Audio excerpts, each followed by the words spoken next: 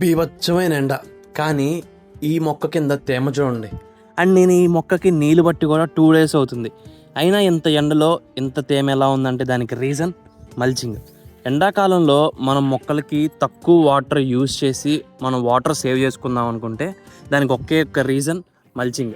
ఇక్కడ చూడండి, నేను ఎండిపోయిన గడ్డితో మరియు అది ఆ మొక్క చూస్తే ప్లాంట్ యొక్క వేస్ట్ ఉంటుంది కదా, మిగిలిపోయిన తర్వాత హార్వెస్ట్ చేస్తే అది వేస్ట్ ఉంటుంది కదా, ఆ వేస్ట్తో అక్కడ మల్చింగ్ చేశాను.